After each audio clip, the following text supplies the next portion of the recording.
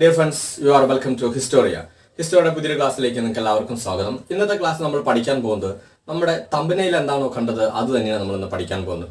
കുറച്ച് പേർക്കെങ്കിലും മനസ്സിലായിട്ടുണ്ടായിരിക്കും. 1947 1947, 1962 1962, 1965 1965, 1971 and 1999 1999 എന്ന് വെച്ചാൽ സ്വതന്ത്രാനന്തര ഇന്ത്യയുടെ യുദ്ധങ്ങൾ, സ്വതന്ത്രാനന്തര ഇന്ത്യ ഫേസ് ചെയ്ത, ഇന്ത്യ അഭിമുഖീകരിച്ച പ്രധാനപ്പെട്ട യുദ്ധങ്ങളാണ്. 1947 ഇന്ത്യ പാകിസ്ഥാൻ യുദ്ധം, 1962 ഇന്ത്യ ചൈന യുദ്ധം, 1965 വീണ്ടും ഇന്ത്യയും പാകിസ്ഥാനും തമ്മിലുള്ള യുദ്ധം, അത് കഴിഞ്ഞാൽ 1965 കഴിഞ്ഞാൽ 1971 വീണ്ടും ഇന്ത്യ പാക് യുദ്ധം, ദെൻ 1999 1999 കാർഗിൽ യുദ്ധം. ഈ 5 യുദ്ധങ്ങളെ കുറിച്ചാണ് നമ്മൾ ഇന്ന് പഠിക്കാൻ പോകുന്നത്. ഇതാണ് സ്വതന്ത്രാനന്തര ഇന്ത്യ കണ്ട യുദ്ധങ്ങൾ എന്ന് പറയുന്നത്. അപ്പോൾ അതിൽ ഫസ്റ്റ് ഓപ്പൺ 1947 1947 ഓർക്കുക. That is a first Indo Pak war. ഇന്ത്യയും പാകിസ്ഥാനും തമ്മിൽ നടക്കുന്ന ആദ്യത്തെ യുദ്ധമാണത് 1947 ഇന്ത്യ പാക് വാർ എന്നത്.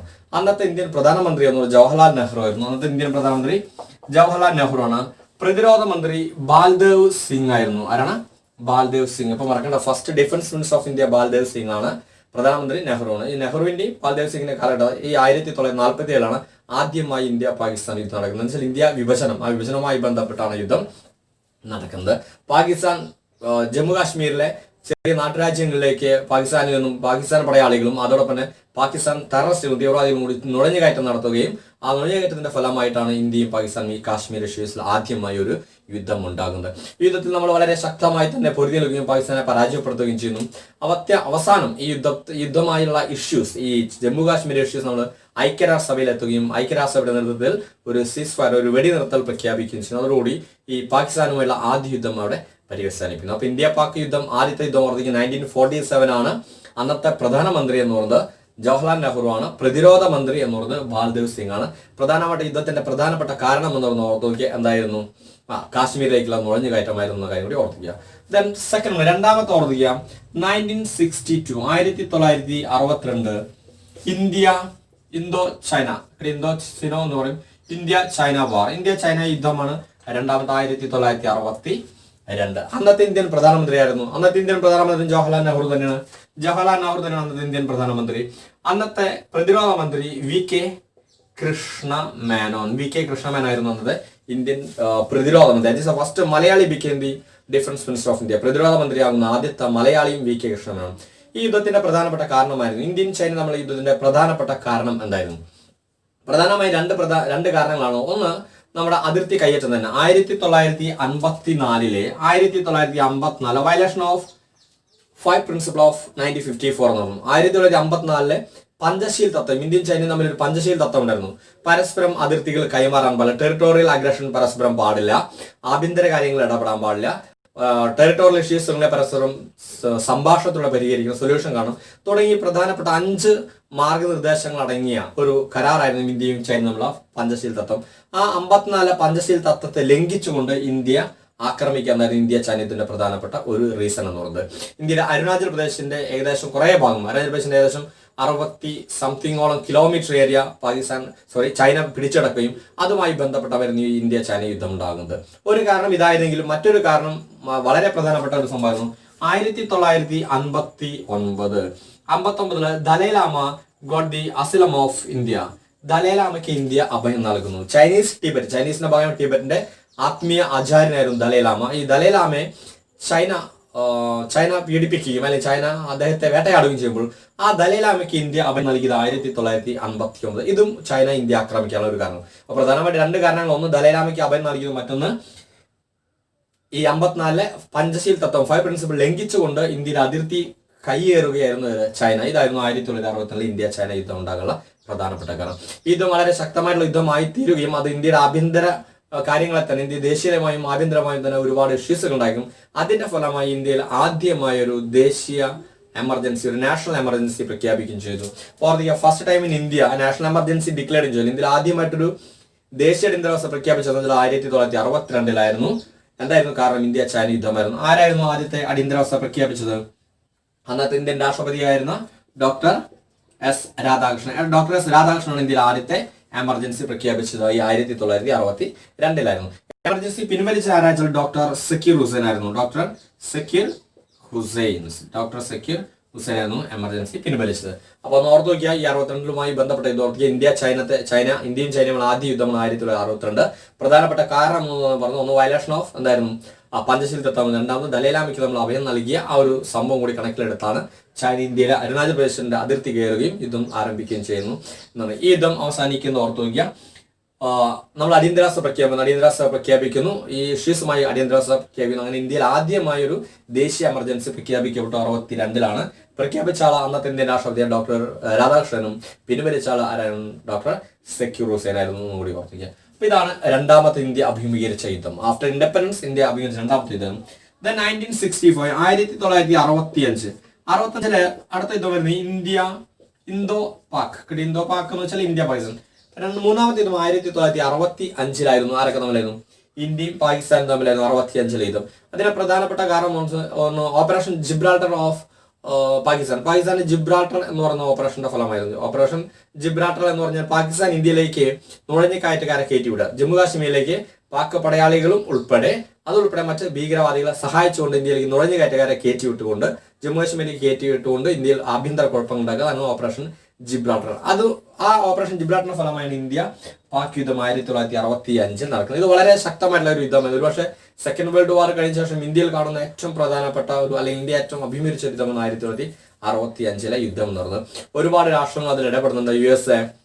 USSR, അമേരിക്ക, അതുപോലെ Russia, USSR, Soviet union, UNO തുടങ്ങിയ രാഷ്ട്രങ്ങൾ, UN തുടങ്ങിയ സംഘടനകളും ഈ പറഞ്ഞ രാഷ്ട്രങ്ങളെല്ലാം ഇതിൽ ഇടപെടുകയും ഫൈനലി 1966 താഷ്കന്റ് കരാർ പ്രകാരം യുദ്ധം അവസാനിക്കുകയാണ് ചെയ്യുന്നത്. അപ്പോൾ ഓർത്തു വയ്ക്കുക 1966 അന്നത്തെ പ്രധാനമന്ത്രി ആയിരുന്നു ലാൽ ബഹദൂർ ശാസ്ത്രി. ഇന്ത്യയിലെ രണ്ടാമത്തെ ഇന്ത്യ പാക് യുദ്ധത്തിലെ ഇന്ത്യൻ പ്രധാനമന്ത്രി ആരായിരുന്നു? ലാൽ ബഹദൂർ ശാസ്ത്രി ആയിരുന്നു.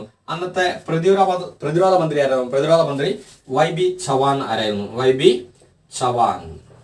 ചവാൻ ആയിരുന്നു. അപ്പൊ മറക്കണ്ട, സെക്കൻഡ് ഇന്ത്യ പാക് വാർ 1965 ഒന്നോർത്തിക്കുക. പ്രൈം മിനിസ്റ്റർ ലാൽ ബഹദൂർ ശാസ്ത്രി, അന്നത്തെ പ്രതിരോധ മന്ത്രി YB ചവാൻ ആയിരുന്നു. കാരണം എന്തായിരുന്നു? ഓപ്പറേഷൻ ജിബ്രാൾട്ടർ ഓഫ് പാകിസ്ഥാന്റെ ഓപ്പറേഷൻ ജിബ്രാൾട്ടർ, അതിന്റെ ഫലമായാണ് യുദ്ധം നടക്കുന്നത്. USSR, സോവിയറ്റ് യൂണിയൻ, അതോടൊപ്പം തന്നെ അമേരിക്ക, UNO തുടങ്ങിയ രാഷ്ട്രങ്ങളും UNO പോലുള്ള സംഘടനകൾ ഏർപ്പെടുന്നു. അതിനുശേഷം ഒരു USSRന്റെ കീഴിൽ അല്ലെങ്കിൽ സോവിയറ്റ് യൂണിയൻ നേതൃത്വത്തിൽ ഒരു മധ്യസ്ഥ വഹിക്കും. ആ മധ്യസ്ഥയിൽ 1966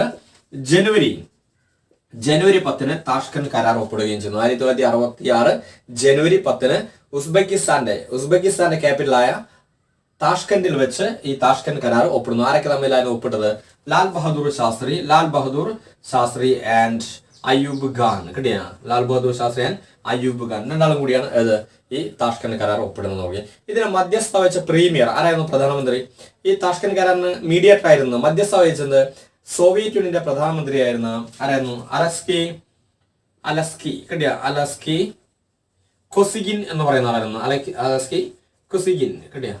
മറക്കരുത്. താഷ്കന്റ് കരാറിന് മീഡിയേറ്റർ ആയിരുന്നു മധ്യസ്ഥ വഹിച്ചത് ആരാച്ചാൽ USSR ആയിരുന്നു, സോവിയറ്റ് യൂണിയൻ ആയിരുന്നു. സോവിയറ്റ് യൂണിയന്റെ പ്രധാനമന്ത്രിയായ അലക്സി കൊസിഗിൻ ആയിരുന്നു ഇതിന്റെ മീഡിയേറ്റർ ആയിട്ടുണ്ടെന്ന്. അപ്പൊ ഇതാണ് രണ്ടാമത്തെ ഇന്ത്യ പാക് യുദ്ധം എന്ന് പറഞ്ഞത്. നെക്സ്റ്റ് വൺ വരുന്നത് 1971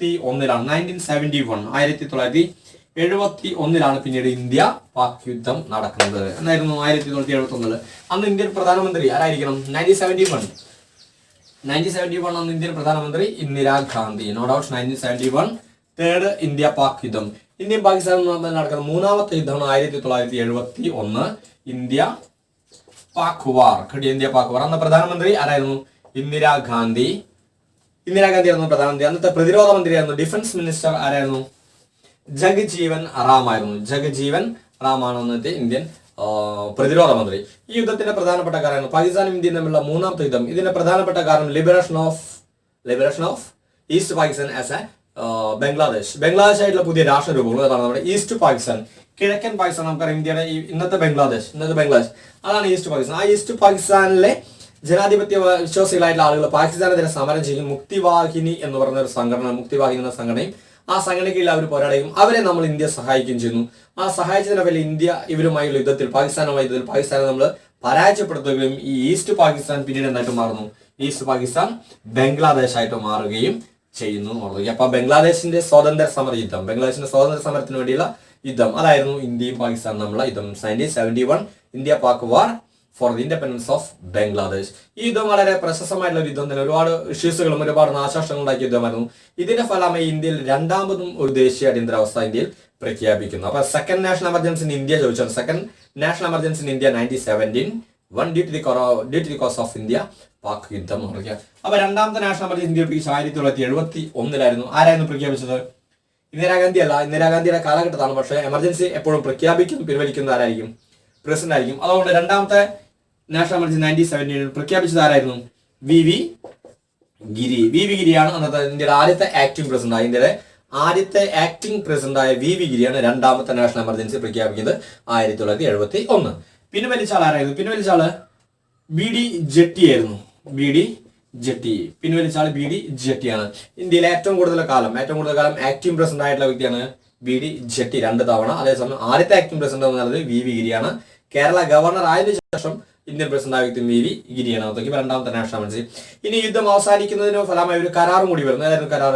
സിംല കരാർ ഒപ്പുവെച്ചത് ആരൊക്കെയായിരുന്നു? 1972 കിട്ടിയ 1972 സിംല കരാർ യുദ്ധം അവസാനിക്കുന്നത്. സിംല കരാർ ഒപ്പുവെച്ച ആരായിരുന്നു? ഇന്ദിരാഗാന്ധി ആൻഡ് സുൽഫിക്കർ അലി ഭൂട്ടോ. ഈ 2 കരാറുകൾ മറക്കരുത്. ഒന്ന് ഞാൻ പറഞ്ഞത് താഷ്കന്റ് കരാർ 1965 യുദ്ധം അവസാനിച്ച താഷ്കന്റ് കരാർ ആരായിരുന്നു? ലാൽ ബഹദൂർ ശാസ്ത്രിയും അയൂബ് ഖാനും. 71 ഇന്ത്യ പാക് യുദ്ധം. 71 ഇന്ത്യ പാക് യുദ്ധം അവസാനിച്ചത്. 72 സിംല കരാർ പ്രകാരം ഇന്ദിരാഗാന്ധിയും സുൽഫിക്കർ അലി ഭൂട്ടയും. അങ്ങനെ ഈസ്റ്റ് പാകിസ്ഥാൻ എന്തായിട്ട് മാറുന്നു? ഈസ്റ്റ് പാകിസ്ഥാൻ പുതിയ രാഷ്ട്രം, ബംഗ്ലാദേശ് എന്ന പുതിയ രാഷ്ട്രമായിട്ട് മാറുകയും ചെയ്യുന്നു. ഓർക്കുക, ഇതിന്റെ ഫലമായി യുദ്ധത്തിന്റെ ഫലമായാണ് ഇന്ത്യയിൽ രണ്ടാമതായി ഒരു ദേശീയ എമർജൻസി രണ്ടാമത്തെ നാഷണൽ എമർജൻസി പ്രഖ്യാപിക്കുന്നത്. രണ്ടാമത്തെ നാഷണൽ എമർജൻസി പ്രഖ്യാപിച്ച ആരാച്ചാൽ വി വി ഗിരിയായിരുന്നു. പിൻവലിച്ച ആള് ആരായിരുന്നു? ബി ഡി ജെട്ടി ആയിരുന്നു. അപ്പൊ ഇതാണ് നമ്മൾ 4ാമത്തെ യുദ്ധം. നെക്സ്റ്റ് ഫൈനലി അടുത്ത് നമുക്കുണ്ട് 1999 ദാറ്റ് ഈസ് കാർഗിൽ യുദ്ധം. നമുക്കറിയാം, നമ്മളെല്ലാം ഒരുപാട് എക്സ്പീരിയൻസ് ആയിട്ടുള്ള ഒരു യുദ്ധമായിരുന്നു കാർഗിൽ യുദ്ധം. എന്ന് വെച്ചാൽ നമ്മുടെ കാലഘട്ടം എന്നാണ് പറയുന്നത്. കാർഗിൽ യുദ്ധം. അന്നത്തെ പ്രധാനമന്ത്രി എ ബി വാജ്പേയി ആയിരുന്നു. പ്രതിരോധ മന്ത്രി ആരായിരുന്നു? ജോർജ് ഫെർണാണ്ടസ്. അപ്പൊ മറക്കണ്ട, അടുത്തൊരു ഇന്ത്യ പാക് യുദ്ധമാണ് 1999 കാർഗിൽ യുദ്ധം നമ്മൾ പറയുന്നു. കിട്ടിയ അന്നത്തെ പ്രധാനമന്ത്രി എ ബി വാജ്പേയി ആണ്. പ്രതിരോധ മന്ത്രി ജോർജ് ഫെർണാണ്ടസ് ആണ്. പ്രധാനപ്പെട്ട കാരണം എന്ന് പറഞ്ഞാൽ ഈ നുഴഞ്ഞു കയറ്റം തന്നെ, ഇൻക്ലൂഡിംഗ് തന്നെയായിരുന്നു. പാകിസ്ഥാൻ തീവ്രവാദികളും പാകിസ്ഥാൻ ടെററിസ്റ്റ് ആയിട്ടുള്ള ആളുകളും പാകിസ്ഥാൻ പട്ടാളക്കാരും ആയിട്ടുള്ള ആളുകളെല്ലാം ഇന്ത്യയിലേക്ക് നുഴഞ്ഞു കയറുകയും ജമ്മു കാശ്മീരിൽ നമ്മുടെ സുരു നദിക്കരയുള്ള കാർഗിൽ മേഖല പിടിച്ചെടുക്കുകയും അതിനെതിരെ യുദ്ധം ചെയ്യും. ആ കാർഗിൽ നമ്മൾ തിരിച്ചു പിടിക്കുകയും പാകിസ്ഥാനെ പരാജയപ്പെടുത്തുകയും ചെയ്യുന്നു. ഇതാണ് ഇന്ത്യയും പാകിസ്ഥാൻ നമ്മളെ കാർഗിൽ യുദ്ധം എന്ന് പറയുന്നത്. ആ പ്രധാനമായിട്ട് ഓർത്തിക്കുക, സ്വതന്ത്രാനന്തര ഇന്ത്യ അഭിമുഖീകരിച്ച പ്രധാനപ്പെട്ട യുദ്ധങ്ങളാണ് നമ്മൾ പറഞ്ഞത്. ആദ്യം പറഞ്ഞ 1947 ഇന്ത്യ പാകിസ്ഥാൻ കാശ്മീരിനെ ചൊല്ലിയായിരുന്നു. അത് കഴിഞ്ഞാൽ 1962 ഇന്ത്യ ചൈന യുദ്ധമാണ്. അതിന്റെ പ്രശ്നം നമ്മൾ പറഞ്ഞു. ഇന്ത്യ ചൈന 1962 പ്രധാനമായിട്ടും എന്തായിരുന്നു കാരണം പറഞ്ഞത്? ദലൈലാമയ്ക്ക് അഭയം കൊടുത്തും ഇന്ത്യയുടെ അതിർത്തി പ്രശ്നങ്ങളും അതോടൊപ്പം തന്നെ വയലേഷൻ ഓഫ് പഞ്ചശീൽ തത്വം 54 പഞ്ചശീൽ തത്വത്തെ ലംഘിച്ചുകൊണ്ടുള്ള യുദ്ധമായിരുന്നു. ആ യുദ്ധഫലമായിട്ടാണ് ഇന്ത്യയിൽ ആദ്യമായി ഒരു ദേശീയ അടിയന്തരാവസ്ഥ പ്രഖ്യാപിക്കുന്നു. ആ അടിയന്തരാവസ്ഥ ആദ്യമായി പ്രഖ്യാപിക്കുന്ന ഡോക്ടർ രാധാകൃഷ്ണൻ, പിൻവലിച്ച ആള് ഡോക്ടർ സക്കീർ ഹുസൈനായിരുന്നു. അത് കഴിഞ്ഞാൽ പിന്നെ വരുന്ന യുദ്ധം പറഞ്ഞ 1965 ഇന്ത്യ പാകിസ്ഥാൻ യുദ്ധമായിരുന്നു. അതും ഞാൻ ഈ പറഞ്ഞ പോലെ ഓപ്പറേഷൻ ജിബ്രാൾട്ടർ എന്ന് പറഞ്ഞ പാകിസ്ഥാന്റെ ഓപ്പറേഷൻ മൂലമാണ് നമ്മൾ യുദ്ധം ഉണ്ടാക്കുന്നത്. ആ യുദ്ധം അവസാനിക്കുന്നത് 1966 ജനുവരി 10 താഷ്കന്റ് കരാർ പ്രകാരം. താഷ്കന്റ് കരാർ ഒപ്പുവെച്ചത് ആരാണ്? ലാൽ ബഹദൂർ ശാസ്ത്രിയും അയൂബ് ഖാനാണ്. അതിന് മധ്യസ്ഥ വെച്ച് സോവിയറ്റ് യൂണിയൻ ആയിരുന്നു. സോവിയറ്റ് യൂണിയന്റെ പ്രീമിയർ ആയിരുന്ന പ്രധാനമന്ത്രിയായിരുന്ന അലസ്കി കൊസിഗിൻ എന്ന് പറയുന്ന ആയിരുന്നു. അപ്പൊ 65 ഇതും. അത് കഴിഞ്ഞാൽ പിന്നെ വരുന്നത് 1971 യുദ്ധമാണ് ഞാൻ പറഞ്ഞത്. എന്നാണ് ഇന്ത്യ പാക് യുദ്ധമാണ് ഫോർ ദി ഇൻഡിപെൻഡൻസ് ഓഫ് ബംഗ്ലാദേശിന് സ്വാതന്ത്ര്യത്തിന് വേണ്ടിയാണ് നമ്മൾ ഇന്ത്യ പാക് യുദ്ധം 71 നടന്നത് എന്ന് പറഞ്ഞു. അതിന്റെ ഫലമായിട്ട് അനന്തരഫലമായിട്ട് ഫൈനലി വരുന്നതാണ് ഒരു കരാർ വരുന്നു. കരാർ സിംല കരാറാണ്. സിംല കരാർ ഒപ്പുവെച്ചത് ആരാണ്? ഇന്ദിരാഗാന്ധിയും സുൽഫിക്കർ അലി ഭൂട്ടയാണ് പറഞ്ഞു. ഈ യുദ്ധഫലമായിട്ടാണ് ഇന്ത്യയിൽ രണ്ടാമതായി ഒരു ദേശീയ അടിയന്തരാവസ്ഥ പ്രഖ്യാപിക്കുന്നത് വി വി ഗിരിയാണ്. പിന്നെ വെച്ചാൽ ബി ഡി ജെട്ടിയാണ്. പിന്നീട് ഇന്ത്യ നമ്മൾ അഭിമുഖീകരിച്ച ഒരു യുദ്ധമാണിത് കാർഗിൽ യുദ്ധം 1999. അന്നത്തെ പ്രധാനമന്ത്രി എ ബി വാജ്പേയി, പ്രതിരോധ മന്ത്രി ആരാണ്? പ്രതിരോധ മന്ത്രി ജോർജ് ഫെർണാണ്ടസ് എന്ന കാര്യം കൂടി ഓർത്തു വയ്ക്കുക. ഇത്രയാണ് സ്വതന്ത്രാനന്തര ഇന്ത്യ നേരിട്ട പ്രധാനപ്പെട്ട യുദ്ധങ്ങളെ കുറിച്ച് നമ്മൾ പറയുന്നത്. മറക്കരുത്, 47, 62, 65, 71, 1999 ഈ 5 പ്രധാനപ്പെട്ട യുദ്ധങ്ങൾ ഓർത്ത് വയ്ക്കുക, പഠിച്ചു വയ്ക്കുക. അപ്പോൾ നമ്മളിങ്ങനെ ടോപ്പിക് എടുക്കാനുള്ള പ്രധാനപ്പെട്ട കാരണം നമ്മുടെ പുതിയ LDC സിലബസിൽ പറയുന്നുണ്ട് സ്വതന്ത്രാനന്തര ഇന്ത്യ നേരിട്ട പ്രധാനപ്പെട്ട വെല്ലുവിളികളും മറ്റു കാര്യങ്ങളും. അപ്പോൾ നാട്ടുരാജ്യങ്ങളുടെ സംയോജനം, അതുമായി ബന്ധപ്പെട്ട കാര്യങ്ങൾ, ഇലക്ഷൻ, പ്രധാനപ്പെട്ട യുദ്ധങ്ങൾ, അടിയന്തരാവസ്ഥ, ഇതെല്ലാം നമ്മൾ നേരിട്ട കാര്യങ്ങളാണ്. അതുകൊണ്ടാണ് അങ്ങനെ ടോപ്പിക് നമ്മൾ പറയാനുള്ള കാരണം. മറ്റൊരു കാരണം എന്ന് വെച്ചാൽ നമ്മളൊരു മുന്നേ ഒരു ടോപ്പിക് നമ്മുടെ ചാനലിൽ നമ്മളൊരു ക്ലാസ്സിൽ ഒരു ടോപ്പിക് നമ്മൾ എടുത്തിട്ടുണ്ടായിരുന്നു. ഇന്ത്യയെ ആക്രമിച്ചവർ അല്ലെങ്കിൽ വിദേശ ആക്രമണം, ഇന്ത്യയുടെ വിദേശ ആക്രമണം എന്നൊരു ടോപ്പിക് എടുത്തിരുന്നു. അപ്പോൾ അതിൽ പ്രാചീന കാലഘട്ടത്തിൽ ഇന്ത്യ ആക്രമിച്ച യുദ്ധങ്ങളെ കുറിച്ച് പലതും പറഞ്ഞിരുന്നു. പേർഷ്യക്കാരും അതുപോലെ ഗ്രീക്കാരും മറ്റാളുകളാലും ഇന്ത്യ ആക്രമിച്ച ഒരു ഭാഗം, ഒരു ടോപ്പിക് നമ്മൾ എടുത്തിട്ടുണ്ടായിരുന്നു. അത് സ്വതന്ത്രം കിട്ടുന്നതിന് മുന്നേയുള്ള കാര്യങ്ങളാണ്. അപ്പൊ അതുകൊണ്ട് അങ്ങനെ ടോപ്പിക് നമ്മൾ എടുത്തുകൊണ്ട് തന്നെയാണ് ഇപ്പോൾ നമ്മൾ ടോപ്പിക് എന്തെടുത്തത്, സ്വതന്ത്രാനന്തര ഇന്ത്യ നേരിട്ട പ്രധാനപ്പെട്ട യുദ്ധങ്ങളെ കുറിച്ചൊരു ക്ലാസ് നമ്മൾ എടുത്തത്. അപ്പോൾ അത് വളരെ വിശദമായിട്ട് നിങ്ങൾ പഠിക്കുക. ഇനി എന്തെങ്കിലും ഡൗട്ടുകൾ നിങ്ങൾ കമന്റ് ബോക്സിൽ ചെയ്യുക, അല്ലെങ്കിൽ വാട്സാപ്പിൽ നിങ്ങൾ ചോദ്യം ഇടുക, അങ്ങനെയാണെങ്കിൽ ആൻസർ പറഞ്ഞു തരാം. പിന്നീട് ഈ ക്ലാസ്സുകൾ നിങ്ങൾക്ക് ഇഷ്ടപ്പെടുകയാണെങ്കിൽ ലൈക്ക് ചെയ്യുക, പുതിയ ആളുകളെ സബ്സ്ക്രൈബ് ചെയ്യുക, നിങ്ങൾക്ക് വേണ്ടപ്പെട്ട ആളുകൾക്ക് ഷെയർ ചെയ്യുകയും ചെയ്യുക. അടുത്ത ക്ലാസ്സിൽ വീണ്ടും നല്ല ടോപ്പിക്കുമായി നമുക്ക് കണ്ടുമുട്ടാം. അതുവരെ എല്ലാവർക്കും